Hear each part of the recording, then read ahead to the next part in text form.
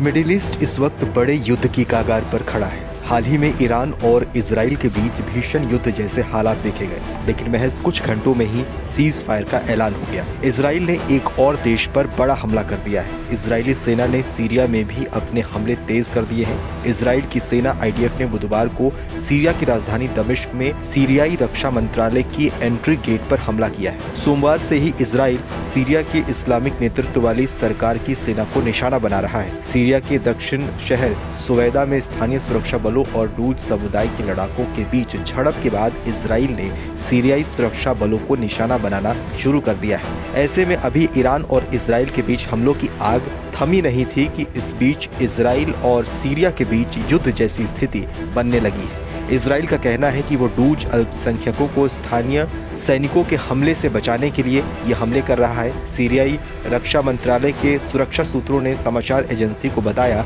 कि मंत्रालय की इमारत पर कम से कम 2 ड्रोन हमले किए गए हैं और अधिकारी बेसमेंट में छिपे हुए हैं। एक सीरियाई समाचार चैनल ने बताया कि इजरायली हमले में 2 नागरिक घायल हुए हैं। इजरायली सेना ने बताया कि हमले दमिश्क में सीरियाई शासन के सैन्य मुख्यालय परिसर के एंट्री गेट पर किए गए हैं।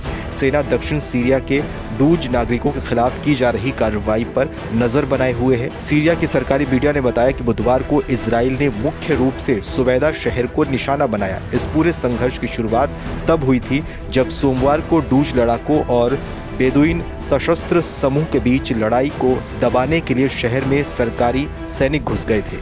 लेकिन हुआ ये कि डूज लड़ाकों और सरकारी बलों के बीच ही लड़ाई छिड़ गई।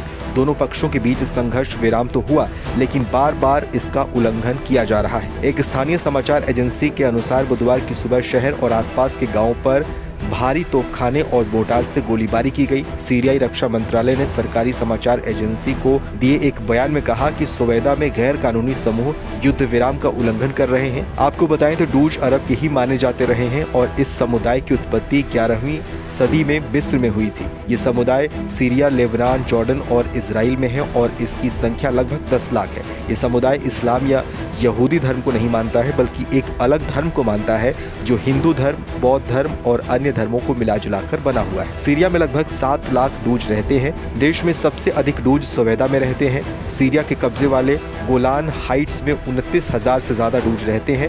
वो खुद को सीरियाई मानते हैं। इजराइल ने कई बार यहाँ रह रहे डूज लोगों को इजरायली नागरिकता का प्रस्ताव दिया, जिसे उन्होंने ठुकरा दिया। इजराइल में लगभग 1.5 लाख डूज समुदाय के लोग हैं जिन्होंने इजरायली नागरिकता ले रखी है और वो इजरायली सेना में काम भी करते हैं।